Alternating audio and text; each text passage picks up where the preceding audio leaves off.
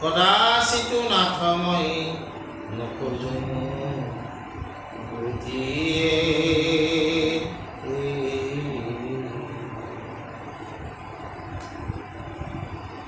হে ৰাম পৰম মহন্ত মহা একান্ত ভকত তজুপান পদ্ম মকৰন্দ যশযত হৃদয়ৰ পৰা মুখে কৰন্ত বিদিত নপাই তাক শুনিবাক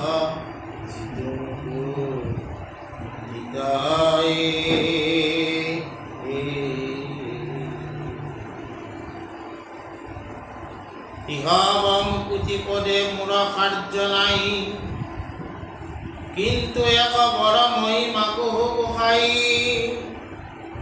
মহন্তৰ মুখে পাওঁ কথা শুনিবাক হাজাৰ দশেক কৰ্ণ দিও পৰা মাকৈ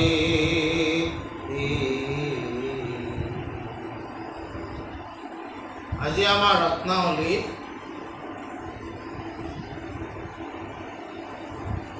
যে মুকুতি যি কথা আমি পাইছোঁ আযুৰ্য আৰোপ্য আমিত্য আলোক্য আনিৰ্বাণ মুকুতিকে আশ্ৰয় পৰমপদ বুলি কৈছে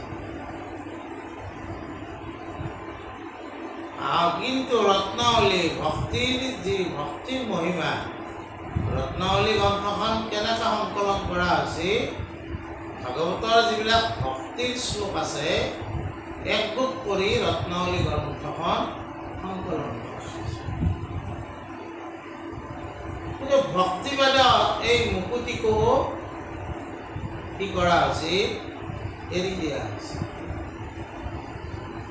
অষ্টনিধি নৱ অষ্ট সিদ্ধি নৱনিধি ভক্তিবেদত এইবিলাকক গুৰুত্ব দিয়া নাই আনকি মুক্তিকো গুৰুত্ব দিয়া নাই সেইকাৰণে মহাপুৰুষ মাধৱদেৱে নামঘোষা মুক্তিত নিষ্পৃহ ভকতক নমস্কাৰ কৰি আৰম্ভ কৰিছে আজি আমাৰ ৰত্নাৱলীত কৈছে যে সেই মুকুতিতকৈও কৃষ্ণ কথা ৰসত পৰমাৰ্থ আছে মুকুতি পোৱাৰ লগে লগে এই পৰমাৰ্থৰ পৰা মানে আমি বিচ্যুত হওঁ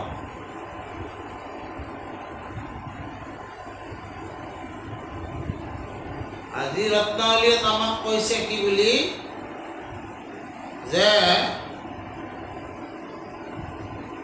আমাৰ যিবিলাক আমি সুখ বুলি ভাবোঁ ইন্দ্ৰিয় সুখ শাৰীৰিক সুখ এই সুখবিলাকৰ কাৰণে আমি বিভিন্ন সময়ত দেৱ দেৱী ইত্যাদিৰ ওচৰলৈ যাওঁ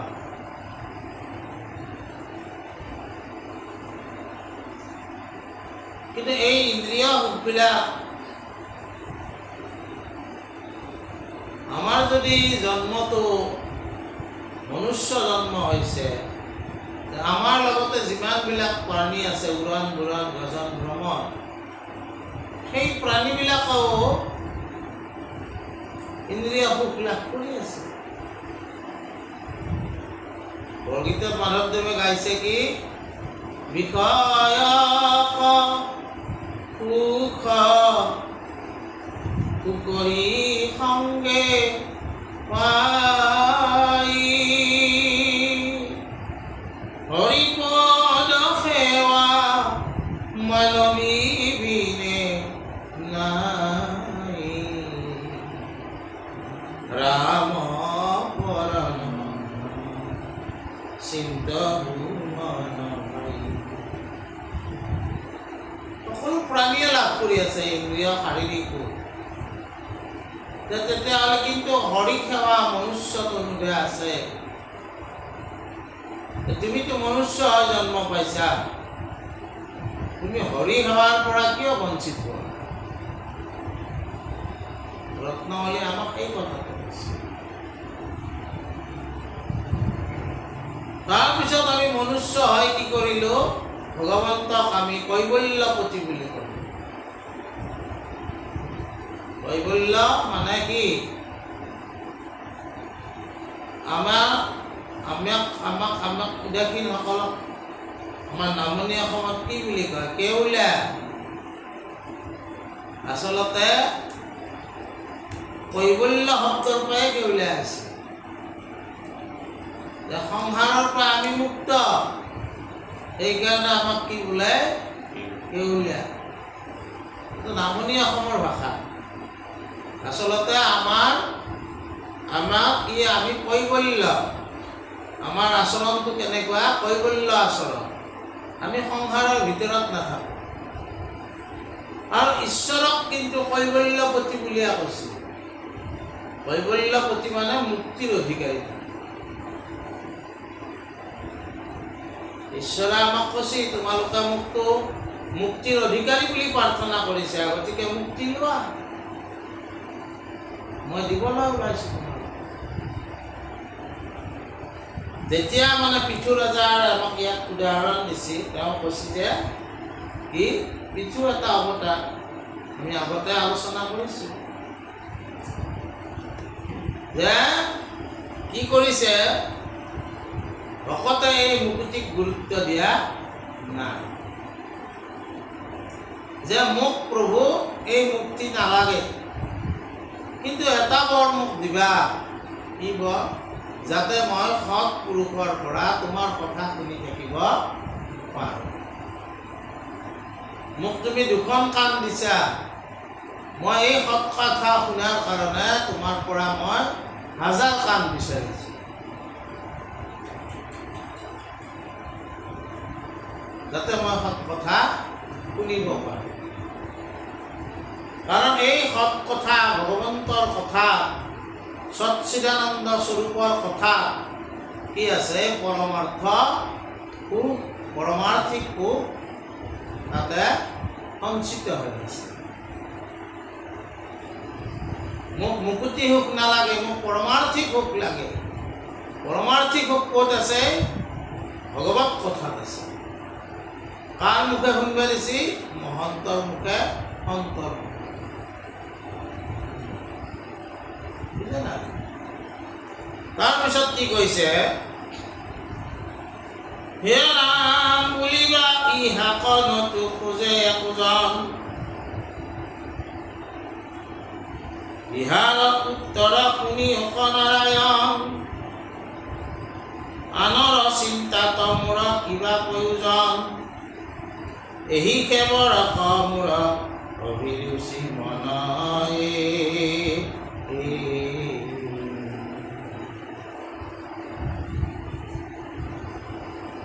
বুলিবাহা হৈল যিটো মুকুতিবিহীন, ৰাগ দেশ হৈবে মন পৰম মলিন, নুগুচিবে তাৰ একো সংসাৰৰ দুখ, নপাইবে সিটো কথা শ্ৰৱণৰ সুখ।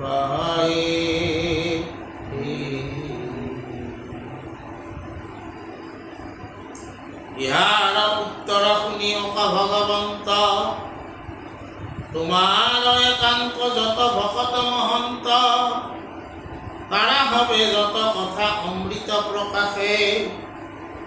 হে ৰাম তাৰ এক কথা মানে আনিব বতাসে।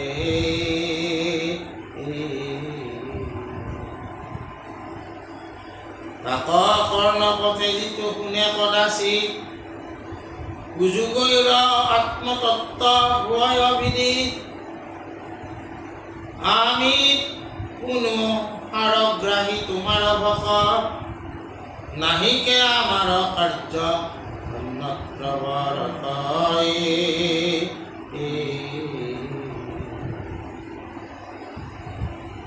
মুখ্য আদি কৰি সুখ আছে যত যত, শ্ৰৱণ সুখৰ ভূয়া আছে অন্তৰ্গত, কথা শুনন্ত সবে সুখে লাগ পাৱে, দাসম্বাৰৰ আগদেশ নাহি পেছ ভাৱে।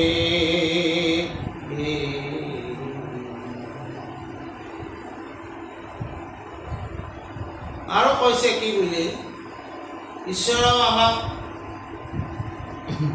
ভকতসকলকো ঈশ্বৰে আমাকতো জুকিব, আমি কেনেকৈ ভক্তি কৰিছোঁ। এনেই যদি আমি চাওঁ, যদি মুক্তি নালাগে, সংসাৰৰ দুখবিলাকে তোমাক আগুৰি ধৰিব। এই দুখবিলাকৰ পৰা তুমি পৰিত্ৰাণ নোপোৱা, কৃষ্ণ কথাই তোমাৰ কাণত কি কাম কৰিব? বিভিন্ন দুখে তোমাক সংসাৰত আগুৰি ধৰিব।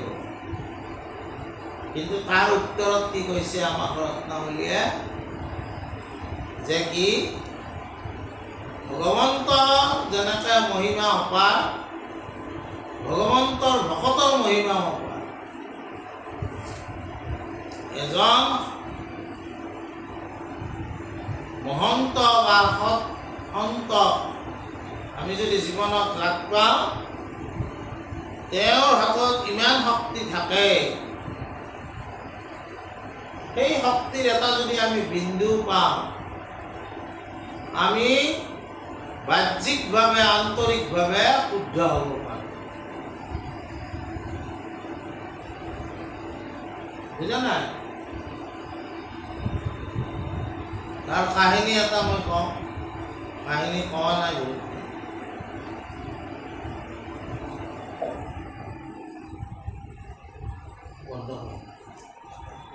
এজন ব্ৰাহ্মণ আছিল, নামটো তেওঁৰ মানে কি আছিল, অৰুণগিৰি আছিল। আৰু কি হয়, সেই ব্ৰাহ্মণজনে বিয়াও কৰাইছে, কিন্তু তেওঁৰ কোনো তাৰমানে জীৱন পদ্ধতি ঈশ্বৰযুক্ত বা ভগৱতযুক্ত নহয়।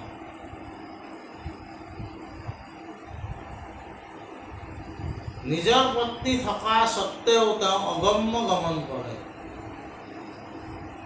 বেশ্যালৈকো তেওঁ মাজে মাজে যায়, বেশ্যাৰ লগত তেওঁ ৰত হৈ থাকে। এদিনাখন তেওঁৰ বায়েকজনী তেওঁলোকৰ ঘৰলৈ আহিল, আৰু বোৱাৰীয়ে আগত এই অৰুণগিৰিক বিচাৰিলে। বোৱাৰী ক'লে যে তেওঁতো ঘৰতে নাথাকে, ক'ত থাকে? তেওঁক একনাই জুৱা খেলাৰ ঠাইত পাব, নহ'লে বেশ্যালৰ ঠাইত পাব। বায়েকে বিচাৰি গ'ল,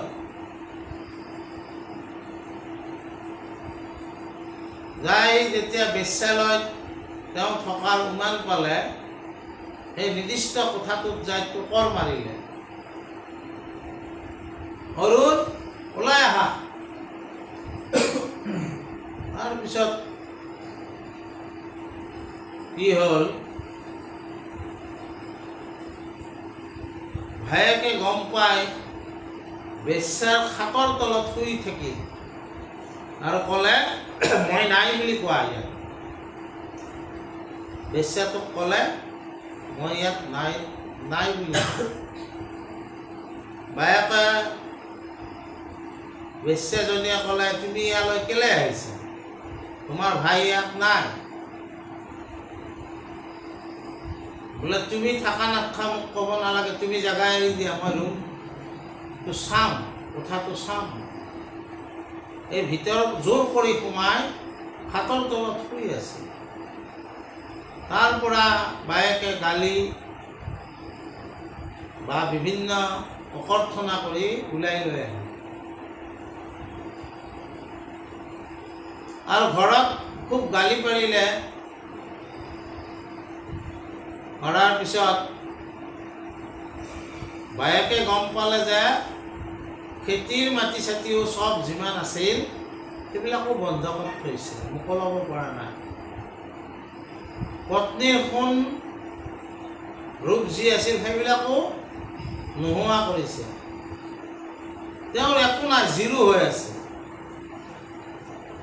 তেতিয়া পত্নীয়ে ক'লে যে মোক মাহঁতৰ ঘৰৰ পৰা কেতিয়াবাই যাব দিছে ইয়াৰ পৰা ওলাই, কিন্তু মই যোৱা নাই, কিন্তু মই দেখিছোঁ মই যাব লাগিব। এওঁৰ লগত মই মোৰ সংসাৰ আগবঢ়াব নোৱাৰিম। বায়েকে খুব গালি পাৰিলে যে তই ভাল হও। তাৰপিছত তেওঁ অলপ চেষ্টা কৰিলে। তেতিয়া মানে গাঁওবিলাকত ধাৰে দিয়া মানুহ থাকে নহয়, ধন ধাৰলৈ দিয়া।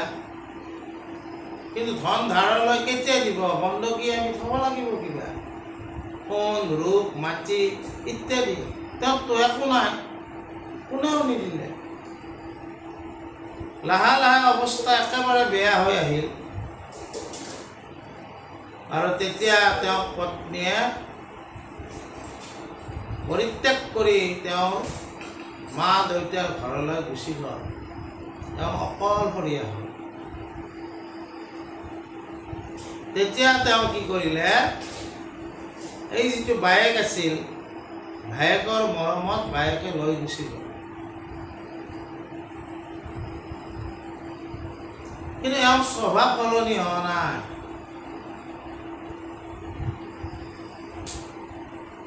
আৰু এদিনাখন তেওঁ বায়েকে গম পালে যে আজিকালি এওঁৰ টকা পইচা নাই কাৰণে বেশ্যাবিলাকে সিমান গুৰুত্ব নেদে, কিন্তু বেশ্যালয়ত এওঁ কি কৰে, বেশ্যাবিলাকক চুপাৰী পাণ আৰু দৰকাৰী কিবা সামগ্ৰী মানে তেওঁ অনা নিয়া কৰে। আৰু সেনেকৈ তেওঁ ৰূপৱতী বেশ্যাবিলাকক চাই থাকে। বায়েকে গালি পাৰিলে, তই আকৌ তালৈকে যা কৰিছ, তই ইমান তললৈ নামিলি, তই বেশ্যাৰ যুগনীয়াৰ হলি, এজন ব্ৰাহ্মণ হয়। তেতিয়া ইও সিদিনা ক'লা দে তই ইমান কিয় বকি থাক, তোৰ মানে মই বকনি শুনি শুনি মোৰ কাণ ফাটি গৈছে। পিছে এটা কথা বাইদেউ জানানা, তই মুখে গালি পাৰি আছ, সেই বেশ্যালয়তো বহুত ডাঙৰ ডাঙৰ ৰাজপুৰুষো গৈছে, ৰাজ বিষয়া গৈছে, তেওঁলোক কিয় যায়?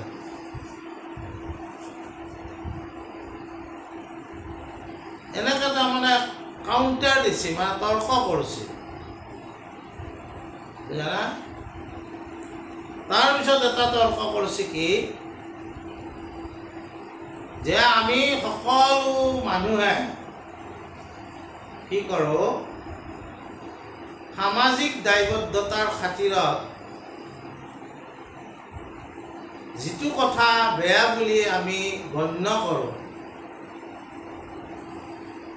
আসক্তিপূৰ্ণ হোৱা কথাটো বেয়া বুলি গণ্য কৰোঁ, কিন্তু তলে তলে আমিও ভাবি থাকোঁ কেনেকৈ লুকাই চুৰকাই সেইটো আমি কৰিব পাৰোঁ।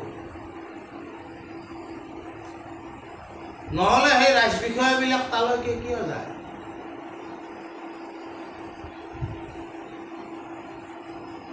বুজা নাই? এইবিলাক যেতিয়া কথা ক'লে, তেওঁ ক'লে কি যে বাই, তই যিমানে নকওঁ কিয়, এই শৰীৰটোৱে সত্য, ইন্দ্ৰিয় সুখে সত্য, আৰু এই ইন্দ্ৰিয় সুখৰ নামতে পৃথিৱীৰ সকলো মানুহে ঘূৰি ফুৰি আছে। কোনোবাই লুকাই চুৰকৈ কৰে আৰু কোনোবাই দেখুৱাই কৰিছে, পাৰ্থক্য এইখিনিহে। শৰীৰটোৱে পৰম সত্য, আটাইতকৈ সত্য একো নাই। তেতিয়া বায়েকে মানে তাক ক'লে, তাৰমানে তই মতে শাৰীৰিক সুখটোৱে তোৰ তাৰমানে পৰম সত্য, ভগৱান বা ঈশ্বৰ সত্য নহয়। তেনেহ'লে মোৰোতো এইটো শৰীৰ, বায়েকে ক'লে, তই মোকো ভোগ কৰ। তেতিয়া তাৰ ব্ৰেইনত তাৰমানে ষ্ট্ৰাইক কৰিলে, যদি শৰীৰে সত্য হয়, মইতো এটা শৰীৰে, তো মোকো ভোগ কৰ। তাৰ বেয়াকৈ ব্ৰেইনত ষ্ট্ৰাইক কৰিলে, সি তেতিয়া বাইদেউ তই এইটো কি কথা ক'লি, তই এইটো কথা ক'ব নালাগিছিল, তই দেখোন কৈ আছ শৰীৰ সত্য বুলি। তাৰপিছত সি ঘৰৰ পৰা ওলাই ভাবিলে যে মই আচলতে যি কথা মই ক'লোঁ, ইয়াৰ পিছত মই আৰু জীয়াই থকাৰ মোৰ কোনো অধিকাৰ নাই। মোৰ কাৰণে আজি মোৰ বাইদেৱে মোক যি ক'লে, ইয়াৰ পিছত মই বাইদেউৰ মুখত বা চকু ৰাখি কেনেকৈ মই চলিব পাৰিম। যা, যদি শৰীৰ মই শেষ কৰিম। এইবুলি আত্মহত্যা কৰিবলৈ ওলালে তেওঁ। তেতিয়া এজন সন্যাসী আহি বাধা দিলে, কিয় মৰিব ওলাইছে তুমি? কথাটো জানা, কিয় তুমি মৰিব ওলাইছা? তুমি মৰিলে শৰীৰটোহে মৰিব, কিন্তু তোমাৰতো আত্মা নমৰে। গতিকে আত্মা বিচৰণ কৰি থাকিব। তুমি ভাবছা যে শৰীৰ মৰিলে শেষ হ'ব, নহ'ব নহয়। আত্মাই কি কৰিব? বিচৰণ কৰি থাকিব। তেতিয়া কি হ'ব?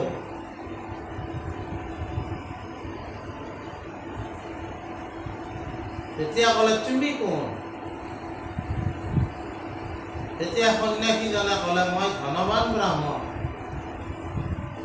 আজিলৈকে মই নিৰ্ধন ব্ৰাহ্মণৰ কথাই শুনিছিলোঁ, তুমি আৰু ধনৱান ব্ৰাহ্মণ বুলি কিয় ক'লা? মই এইকাৰণে ধনৱান যে মই আত্মতত্বৰ কথাৰ বাহিৰে মই বেলেগ একো চিন্তা নকৰোঁ, আৰু সেইকাৰণে মই ধনী। নিৰ্ধনী কোনবিলাক? যিবিলাকে অনাত্মতত্বক লৈ জীৱনটো জীয়াই আছে।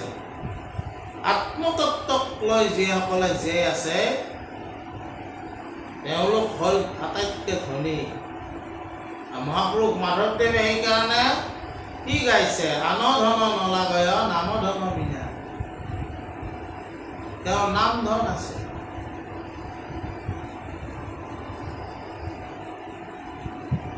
তাৰপিছত মানে দুইজনৰ কথোপকথন হ'ল, তুমি ইমান ধনী নে জানা? সেই ধন ময়ো পাব পাৰিম নে? কিয় নোৱাৰিম? ইচ্ছা কৰিলে পাবা। মইতো ইমান বেয়া কাম কৰিছোঁ, বোলে বেয়া কাম কৰিলেও তাক পৰিসমাপ্তি কৰি তুমি নিজৰ বিবেকক জাগ্ৰত কৰিব লাগিব। তুমি যাৰ কাৰণে চৈতন্য হৈ আছা, সেই চৈতন্যক উপলব্ধি কৰিব শিকিব লাগিব। পিছে এটা কথা বাপু, মই কোৱা কথাবিলাকৰ শব্দবিলাকৰ কাৰণে তুমি কিন্তু আত্মতত্ত্ব লাভ নকৰা। আত্মতত্ত্ব লাভ কৰবাক লাগি নিজৰ চেতনা জাগ্ৰত নিজে কৰিব লাগিব। কোনেও কৰি দিব নোৱাৰে। সৌৱা চন্দ্ৰ ওলাইছে, মই আঙুলিটো দেখুৱাইছোঁ চন্দ্ৰ ওলাইছে বুলি। তুমি মোৰ আঙুলিটোলৈ চালে নহ'ব, তুমি চন্দ্ৰৰ ওপৰত দৃষ্টি নিবন্ধ কৰিব লাগিব। আৰু তেতিয়া তুমিও আত্মতত্ত্ব লাভ কৰিবলৈ সমৰ্থ হ'ব। তাৰ কাৰণে কি কৰিব লাগিব? তাৰ কাৰণে তুমি কিবা বিশ্বাস কৰা নেকি? যি বিশ্বাস কৰা, যাকে বিশ্বাস কৰা, সেই বিশ্বাসকে আধাৰ কৰি লয় তুমি আত্মতত্ত্ব অনুসন্ধান কৰা। আজি শংকৰদেৱে আমাক যেনেকৈ এটা বিশ্বাস দিছে, ভগৱত বিশ্বাস, এই ভগৱত বিশ্বাসকে আমি আধাৰ হিচাপে লয় আমি চৈতন্য আত্মাৰ অনুসন্ধান কৰিব লাগে।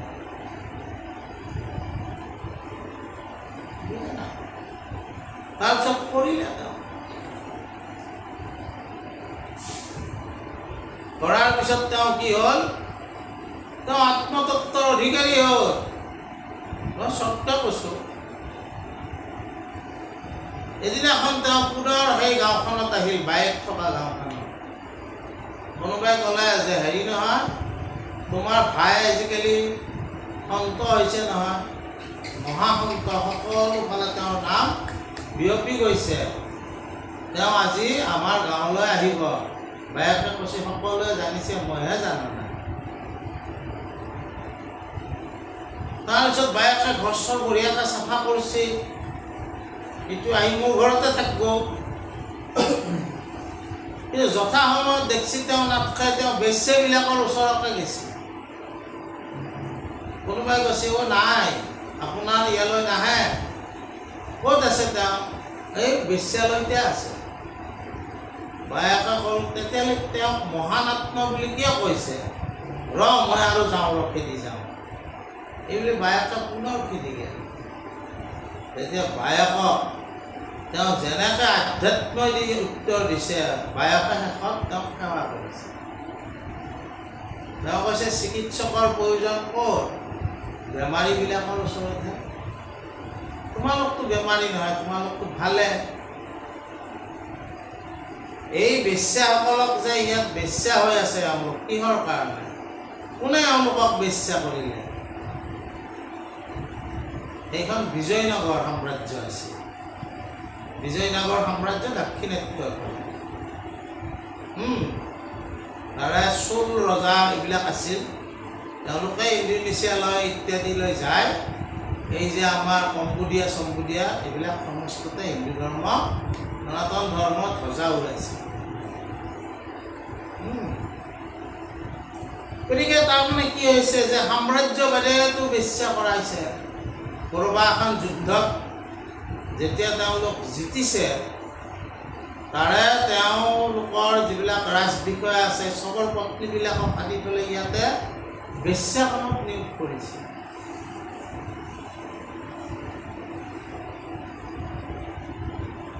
এই ধৰণৰ ধুনীয়া ধুনীয়াকৈ তেওঁ বুজাই দিলে সমাজক যে বেশ্যাবিলাকৰ দোষ না তেওঁলোকক বেশ্যা হ'বলৈ দিয়া মানুহবিলাকৰ দোষ। কোনে শুদ্ধ হ'ব লাগিব?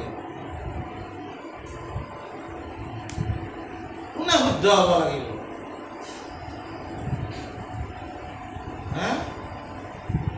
আমি বেশ্যাজনীক আমি বেয়া বুলি কওঁ, কিন্তু বেশ্যাজনী যদি দিপ্লী সুন্দৰী হয় আমিও তাতে দৃষ্টি নিক্ষেপ কৰোঁ। আৰু যদি কিবা কাৰণত যদি মনে মনে যদি সেই বেশ্যাজনীক ভোগ কৰাৰ সুবিধা পাওঁ, ময়ো ভোগ কৰিব যাওঁ। সমাজত সেইটোৱে হৈ আছে। তাৰপিছত বায়েকেও তেওঁক কি কৰিলে? সেৱা কৰিলে। আজি আমি এইবিলাক কিয় ক'লোঁ? যে আজি ৰত্নাৱলীত আমাক সেই আত্মতত্বৰ কথা কৈছে, যে ঈশ্বৰৰ ভগৱত কথাত সেই আত্মতত্ব লুকাই আছে, চৈতন্য তত্ত্ব লুকাই আছে। সন্তসকলে যেতিয়া তোমাক হৈ থাকিব, লাহে লাহে তোমাৰ সেই চৈতন্য তত্ত্ব জাগৃত হ'ব। আৰু জাগৃত হ'লে কি হ'ব? ভগৱন্ত ভক্তিযুক্ত পুৰুষৰ আত্মবোধ মাধৱৰ প্ৰসাদে মিলয়, কৃষ্ণৰ কৃপাত জানা বিষয় সংসাৰ হয়, এহি মানে গীতাৰ নিৰ্ণয়। গীতাও পৰা নিৰ্ণয় কৰিছে। এইখিনি কথা আমি আজি আলোচনা কৰিছোঁ।